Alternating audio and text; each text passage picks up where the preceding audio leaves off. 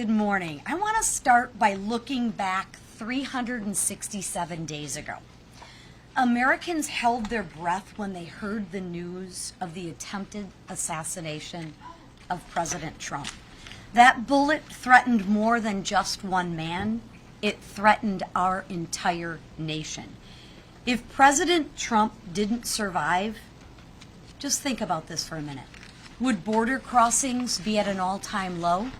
Would Iran not have a nuclear weapon?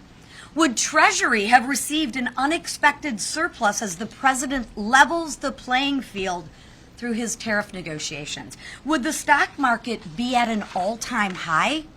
I doubt it. Now, as we reflect upon that day, we are reminded of just how far we've come since then and how much more we have to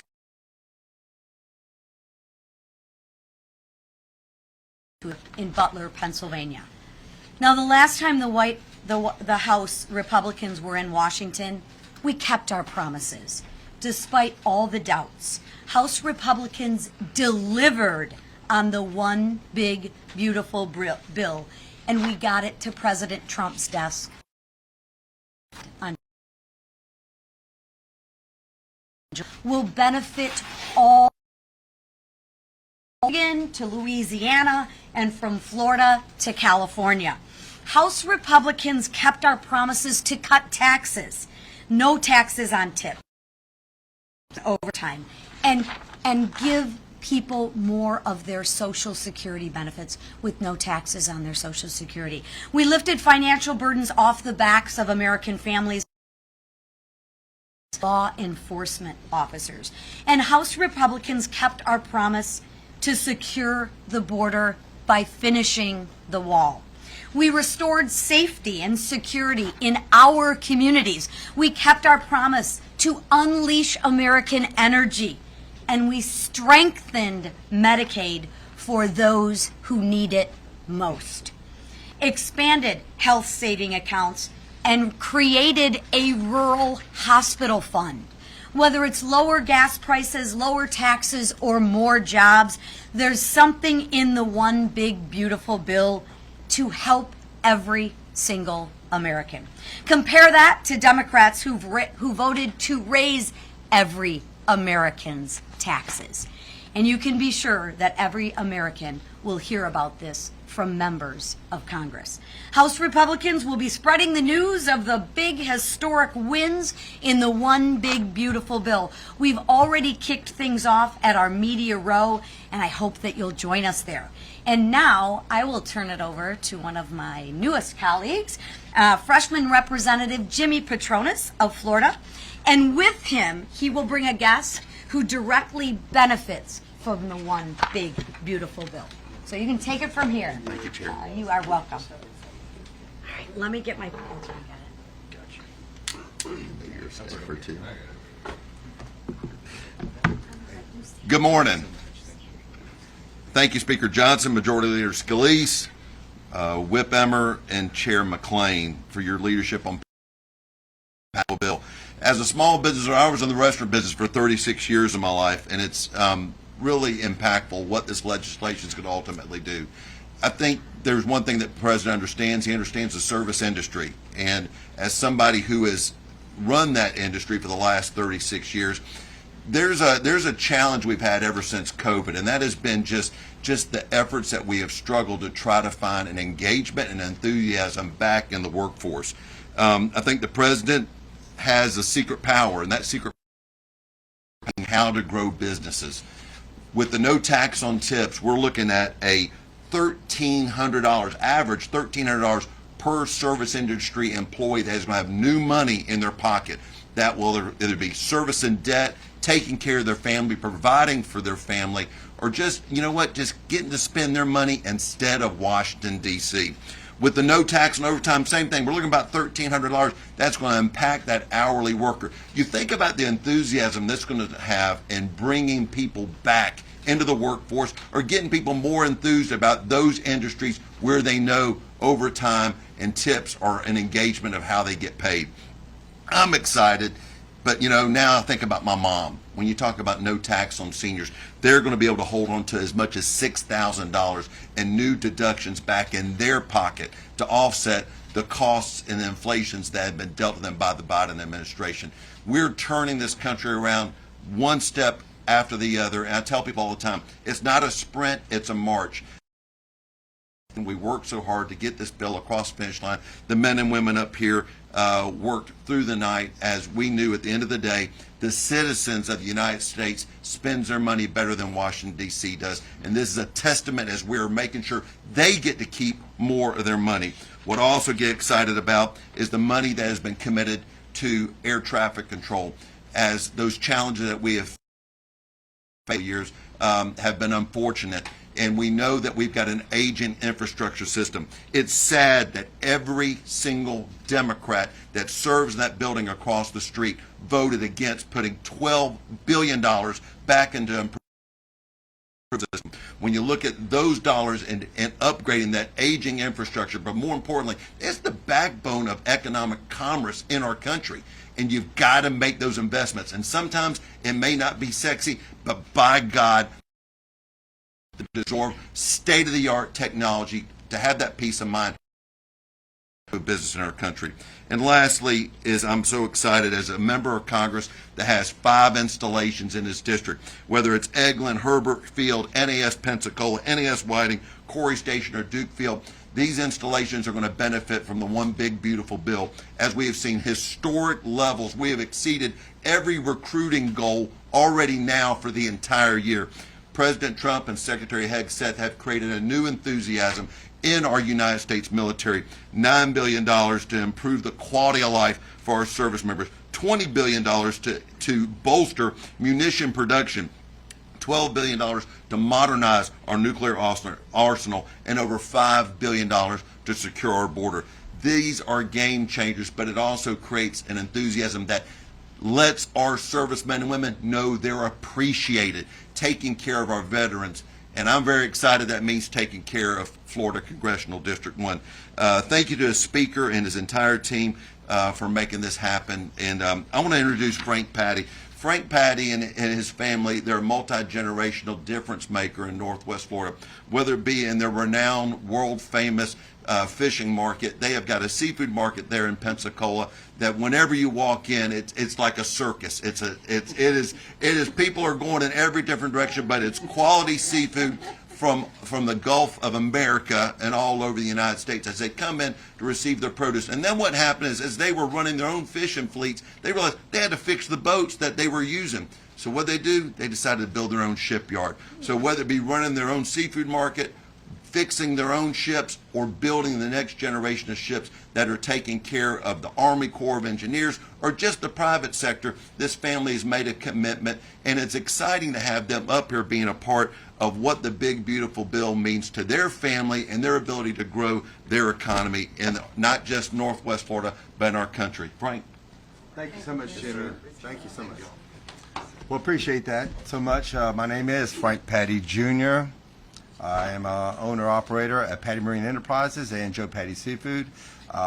We are based in Pensacola, Florida. First, I'd like to thank Speaker Mike Johnson and Majority Leader Steve Scalise and Majority Whip Tom Emer and Chairman Lisa McLean. Thank you. And, of course, my buddy Jimmy. It's an honor to speak today from our nation's capital with this incredible team that you have here and speak about this positive impacts of the One Big Beautiful Bill. My daughter Mandy and I are very proud of our family business.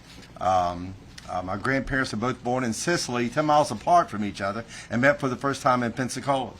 And so how this happened is really amazing, because meeting in Pensacola, my grandfather was running snapper smacks down to Campeche. He says, you going to start a business? I'm not raising this family by myself.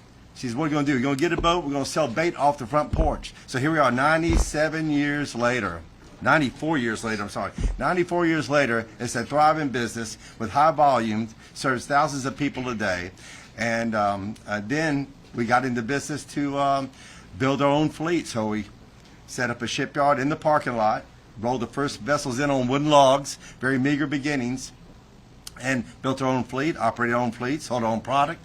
Of course, we started building for everybody. So the fishing vessels from Dutch Harbor to Maine, we built the very first licensed gambler boat in the country. We built the largest gambler boat in the country, did a lot of vessels for the Army Corps of Engineers. Matter of fact, we built more vessels for the Army in a 20-year span than any other shipyard, and got an award from the Corps for outstanding civilian service, and then other significant vessel awards. We are very blessed with all our work.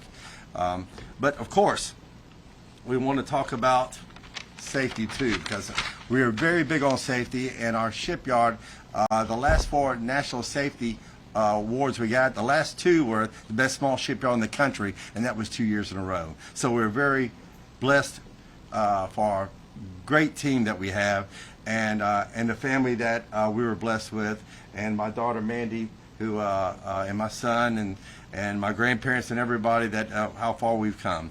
So for our shipyard employees and our seafood employees, the no tax and overtime means more take-home pay, which reflects in greater retention and happier families.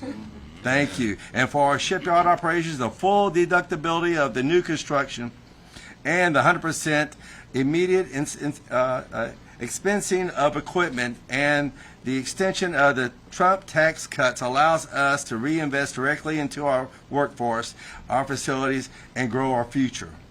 Even more exciting is the potential for maritime prosperity zones, designating coastal working waterfronts like ours in Pensacola, and prioritizing development areas which will supercharge innovation, attract more skilled labor, and secure American domestic shipbuilding capabilities. With this one big beautiful bill and the prosperity zones together for shipyards like ours, will revitalize the industry with real wage increases and the manufacturing boost needed to meet the maritime demands of the defense and commercial domestic needs. We are very grateful for the leadership of President Trump and this incredible team you have here working hard for the American workers, the American manufacturers, and the small businesses like ours located in Pensacola on the great Gulf of America. Thank you. Thank you, Steve. Great work. Thanks for being here. Patties. This week, we are delivering on President Trump's promise to make America the crypto capital of the world. For too long, digital asset innovation in this country has been stifled by ambiguous rules, instability, and the Biden administration's anti-crypto crusade. Now we have the opportunity to pass a comprehensive, nonpartisan digital asset legislation that will unlock the next era of American innovation, protect consumers, and strengthen the U.S. dollar. Where ambiguity and unclear jurisdiction have stifled blockchain innovation, the Clarity Act will create a much-needed regulatory framework for the digital asset marketplace. Doing this not only gives builders and firms the rules of the road, it also ensures consumers are protected against fraud and bad actors. And the Senate's Genius Act will peg stablecoins to a stable currency, like the U.S. dollar, opening the door for the United States to lead the world in digital finance. The House will also vote on our anti-CBDC Surveillance State Act, which bans the Fed from issuing a central bank currency. Under the Biden administration, financial surveillance gained a foothold in the United States as they explored the creation of a central bank digital currency. CBDCs are already used by governments like the Chinese Communist Party to monitor, track, and judge the financial actions of its citizens. A CBDC would be nothing more than a surveillance tool that could threaten our very way of life. We can't let that happen. These 3 nonpartisan bills are the culmination of years of work in Congress, and especially in the House. Together, they're going to launch America to the top of the digital asset innovation world and fulfill our promise of making America the crypto capital of the world. We've waited long enough. We must take hold of this opportunity now. This is the week. And with that, I turn it over to our leader. Thank you, Whip. Talking about innovation. We are not done innovating, and we're not done winning. We are just getting started. This House majority keeps delivering for the American people. I know nobody in this room did, but there were some who doubted whether we could pull off passing the one big beautiful bill. There were days when, maybe more members than we could lose were out there saying maybe they might not vote for the bill. But this leadership team, led by our Speaker, and especially led by, you think about Donald Trump and the work that he's done to get this country back on track. Donald Trump was all in it, making sure that the one big beautiful bill passed. He made phone calls that he needed to make. He was directly involved in helping usher that bill to his desk, and then we were all there for that great signing on July 4th in the White House to celebrate what's going to be a great American comeback story to get this country back on track. And it's great to welcome the Patties here. Great family business, multi-generational business, almost 100 years. I'll come see y'all if Patronus will have me for the 100-year celebration of what is part of the American dream. What they described, come to this country legally. Let's help start a business. We've got to figure out how to make ends meet. So let's meet demands and help in our community. And then as that demand was met, they found other needs and they grew into just keep and creating jobs. And this bill delivers for so many working families in America. If you just spent all of your days listening to the lies told by the Democrats, you would be living in a parallel universe, because they're rooting against the success of this bill, which means they're rooting against the success of working families across America. The good news is we, as House Republicans, focus on how to deliver wins for the families who have been struggling because of those failed Democrat policies, because of what the far left has done to increase inflation, increase interest rates, make it harder for the waiter or waitress to get by working 2 shifts at a diner. Well, now they don't have to pay tax on tips. And as Democrats are lying about billionaires, what they actually did was vote against those waiters and waitresses. They voted against those shift workers at the Patty shipyard who are working overtime and are wondering how much time they're spending away from their family, and they have to pay so much in taxes. Well, now they won't anymore. They're going to have dollars more every year in their pockets to go and maybe take a family vacation, to put away for their college. Every Democrat, how are they going to reconcile that when they fan across America? And I know Akeem is taking this traveling roadshow around the country to try to keep lying about the bill. The problem is he is flying in the face of Americans who know how good this bill is going to be for them. As he's lying about billionaires, every senior citizen who gets a benefit from this bill is saying, wait a minute, why'd you vote against a $6,000 deduction for me? That's what every Democrat did. And so we're talking about the wins in this bill that a lot of people don't know about. We of course know about lower rates for everybody. Every Democrat voted to raise rates on everybody. I'm curious to see, as they're traveling around the country, will they answer the question, will Hakeem and all of his friends pay the higher tax rate that they voted to impose on every American family? They actually did that. They voted to raise every American's taxes. But now that the bill's passed, are they going to be hypocritical and take the lower rate? Or will they can actually send more money in? They believe in taking more of your money, but they can send in more of their money. Will they do that and pay that higher rate that they voted to impose on everybody? I think probably not, but it's a fair question to ask. But in the meantime, all of those families who are going to benefit, a air traffic control system, as Congressman Patronus just talked about. We saw that floppy disks are running airports like in LaGuardia, floppy disk drives. I'm a computer science major. I learned in the 80s how to program a computer on floppy disks. We got rid of the floppy disks in the 90s. They're still running airports off of that old technology. And President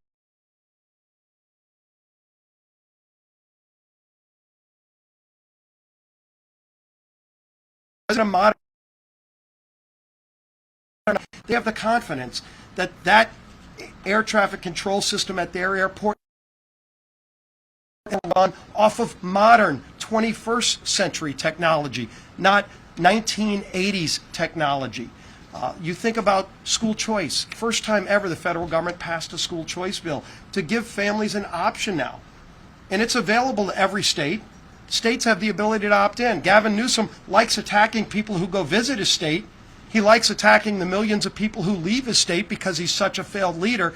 I'm wondering, is Gavin Newsom going to stand in front of the schoolhouse steps and deny the ability for every low-income family in the state of California the ability to send their kid to the school of their choice if the local school is failing those kids?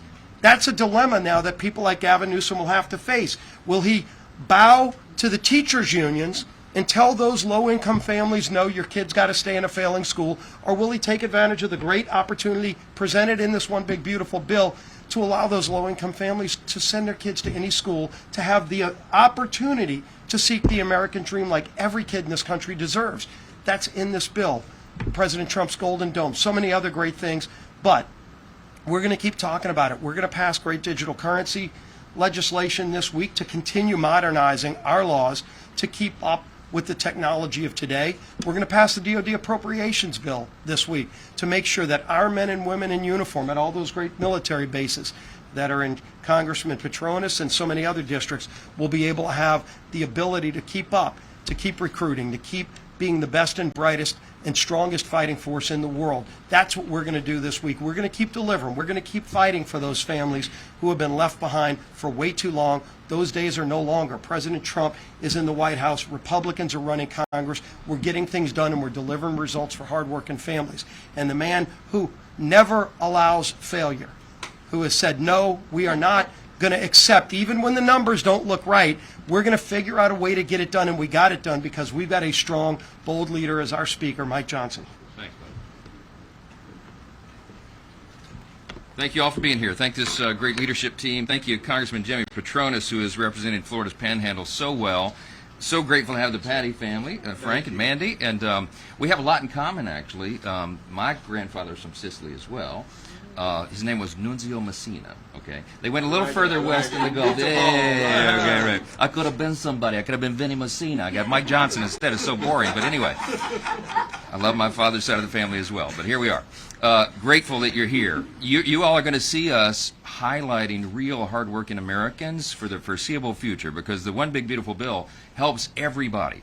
And you're going to hear their stories, and you're going to hear what it means to them and what it means to their employees in this case, what it means to the people who have really been struggling to pay the bills. The last 4 years was a disaster under the Biden-Harris Democrat big government socialist policies, and now we're getting back to American principles. America's back, and everybody's going to benefit from it. I want to talk to you about that a little bit, but just first, I mean, it's appropriate for us to note it was 1 year ago Sunday that on that field in Butler, Pennsylvania, that an assassin nearly took the life of President Trump. And we can't talk about it too much because it was a turning point in American history. It could have gone the wrong way. I mean, if that assassin's bullet missed just an inch to the right, or if President Trump would have turned his head just a millisecond later, he would have died on that stage, and this country would have come apart at the seams.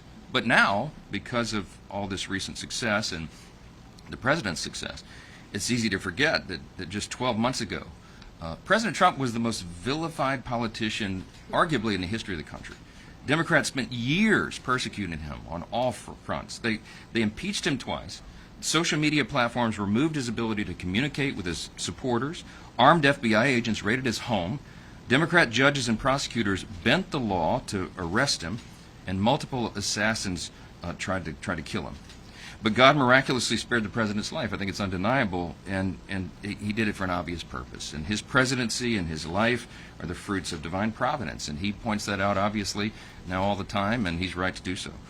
As President Trump has lived since, with the acknowledgement, every day since, he has acknowledged that each new day isn't guaranteed to us. It isn't to any of us, and that's why we're not wasting any time. It's why he remains so strong and resilient. It's why we have such a sense of urgency. President Trump took a bullet to his head. He got up shortly thereafter. He pleaded with the crowd to fight, and then he went on to win a historic election less than 4 months later. America's changed because he survived that day. Think about everything that we've been able to accomplish and just over the last few weeks. I recounted this on the floor in the speech right after Hakeem finished his endless 8.5-hour, parade of lies. I said it takes a lot longer to build a lie than it does to tell the simple truth, and the truth is on our side. And as John Adams said, facts are stubborn things. We can't wait to talk about the facts, about the big, beautiful bill over this next year and a half or so till the election. But think about everything we've accomplished just the last few weeks. Gas prices hit a 4-year low. The last 4 jobs reports exceeded expectations. The stock market is reaching record highs. We have the lowest monthly border encounters in the history of the United States. Our NATO partners committed to spending 5%, not 2% of their GDP on national defense. We brokered multiple peace agreements and struck many more trade deals, more to come, significantly damaged Iran's nuclear program, and on July 4th, we did sign the One Big Beautiful Bill. The President signed it into law. It's the most consequential, transformational legislation ever considered in our lifetimes, and we got it done because the Republican Party delivered on the promises we made to the American people. And the President did as well. That list that I just mentioned barely scratches the surface. President Trump has promised the most, and has delivered now, the most successful first 6 months of any president in the modern era, and many argue probably in the history of this great nation. And he's shown no signs of stopping. We won't. Every citizen in every zip code in every pocket of America will benefit from the Big Beautiful Bill. Just like the Patties explained, you'll hear story after story in the weeks ahead. Last week, my office sent a survey to our constituents. I serve Louisiana's 4th Congressional District, and we sent around a survey to Louisiana families, knowing that they're going to save thousands of dollars now because of the vote that we took on July 3rd. We asked them, how would you use the extra money? And here's some of the responses. James said he's going to use the savings to open a Roth IRA for his family. Janice is an 80-year-old widow. She said she's going to use the savings for much-needed repairs to her home. Whitney is in a retirement home. She's going to utilize the savings to help pay rent. Pamela is grateful for the increased standard deduction and will likely add these savings to a rainy day fund for future expenses. Another constituent named James said he doesn't even want the relief. He said he's going to spend his thousands. He'd like to send it back to us to, quote, use for more plane tickets for people heading back south of the border wall. Okay? All right? That's a real response.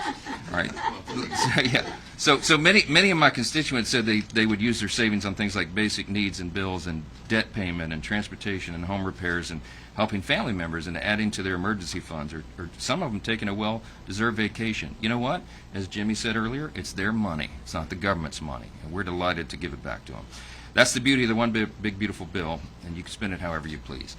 And I know the stories are similar in the other 434 congressional districts across this country. Despite the Democrats' repeated lies about the bill, lower and middle-income Americans are going to reap the greatest benefit. Individuals making less than $50,000 per year will receive the largest benefit from the tax cuts. Tipped and overtime workers will see no taxes on those wages. Take-home pay for the typical hardworking American family will increase by over $10,000 a year, and over 50 million seniors will now pay no taxes on their Social Security. This is real. The bill was written of, by, and for the American people. And with President Trump's signature on Independence Day, the American people will finally begin to feel relief. I'll just end with this statement. We'll take some questions. America First is no longer an agenda. It is now the law of the land. And that's what the people voted on last November to deliver, and we did it in less than half a year. So I'll take a few questions. Front row. First of all, Speaker Benny Messina would have been great. Hey. So regarding yesterday's Supreme Court order on the Education Department, you've previously been asked whether Congress will assert its constitutional authority and pass legislation closing the department, which of course was created by an act of Congress. When exactly does that moment arrive? Does the President having, quote, ultimate authority over the Education Department, as was Secretary McMahon's interpretation of the order, not conflict with Congress's legal and constitutional power? At what point does this become a separation of powers conflict? It may not surprise you. I haven't had a chance to digest the Supreme Court opinion from yesterday, whenever it was. Been a little busy, but we'll look into that. I'm a constitutional law attorney. I'm a jealous guardian of Article I authority, but I also know that for decades, the Department of Education, since its creation, the Department of Education is wielded by the executive branch. I think that was the intent of Congress, as I understood it back then. We have a large say in that, but we're going to coordinate that with the White House, where I'm not going to get as a vision on how to reform education at the federal level. Secretary McMahon has done an extraordinary job thus far, and we're going to follow their cues on how to do that. If we see that the separation of powers is being breached in some way, we'll act. But I haven't seen that yet. So, yes. Mr. Speaker, your office has told me the holdup on Congress taking up disaster aid for California is that you're waiting for the White House to send an official request.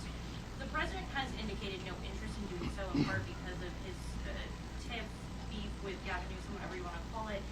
Will you commit to including California in any disaster aid package passed out of the House, whether it be Texas, the Carolinas, regardless of the president's feelings about California? Well, first of all, we wouldn't know how much to commit because there's a process that this goes through. The White House, in every administration and every previous Congress, the White House takes the request of the state. After the calculations have been done, the assessments, there's a multi-step process to this. They take that, they send the request to Congress, and then Congress it goes through regular order and acts upon the request. We just haven't had that in California yet for whatever reason. Gavin Newsom seems to enjoy trying to stick his thumb in the eye of the White House and the Congress, which seems to be counter-purpose if he is requesting relief. Look, we're going to do the right thing at the end of the day. We'll take care of the American people. We'll take care of our federal responsibilities. But we've not seen the calculation nor the formal request yet, and I'm going to act upon it until we do. The formal request was sent to your office in February, sir. I would get the request from the White House and the executive branch. That's how this works. We're going to follow the rules. Mr. Yeah. Speaker, what's the consternation among House Republicans about possible changes to the decisions bill in the Senate, and what that would be like in terms of timing as you're up against this deadline on Friday? Yeah, the Friday deadline looms. We're encouraging our Senate partners over there to get the job done and to pass it as is. That's what we did. It reflects the intention and the view of the House. This in our view was low-hanging fruit. This rescission package is, you're talking about funding for USAID, the egregious abuses that the DOJ analysis and audits uncovered. We've got to claw that back. The American people, everybody demands that. We can't fund transgender operas in Peru with U.S. taxpayer dollars, right? So come on. The NPR and PBS components this is, in our view, the misuse of taxpayer dollars. They're biased reporting. They're not objective. They pretend to be so. They have for a long time. And the people don't need to fund that. I mean, we're in an age of, you all know, you work in the industry. I mean, media is so multifaceted now. There's so many avenues and areas for information. And while at its origination, NPR and PBS might have made some sense, and maybe it does now, but it shouldn't be subsidized by taxpayers. So these are simple questions to answer for us. The House has acted appropriately, and I hope the Senate will do the same. I've urged them, as I always do, to please keep the product unamended because we have a narrow margin and we got to pass it. But we're going to process whatever they send us whenever they send us, and I'm hopeful that it'll be soon. What's this say about the mission if you're unable, though, to pass those things? I mean, the idea that, Republicans talk about cutting the spending, and if there's a conflict, then you can't get it done through that deadline? I don't accept defeat, Chad, so we'll see what happens. Thank you, Mr. Speaker. Homeland Security Committee Chair Mark Green will be leaving on the 20th. Have you talked to any of the contenders and who succeed him? How much do you want to weigh in on that? Yeah, I've talked to all of them, and we have an embarrassment of riches in the House Republican Conference. We have very highly qualified people who are willing to step up. They're all highly respected among their peers, so it'll be quite a horse race there. And I'm not going to put my thumb on the scale and try to influence that one way or the other. We have a process here. We respect the process, and that we have a steering committee that's composed of leaders and representatives from across the conference, and they'll hear the presentations of the candidates, and then they'll make the due decision. But it's going to be a tough race because there's some tough people. Great men who step forward, and we'll see how it shakes out. So thank you all. Appreciate it. Thank you.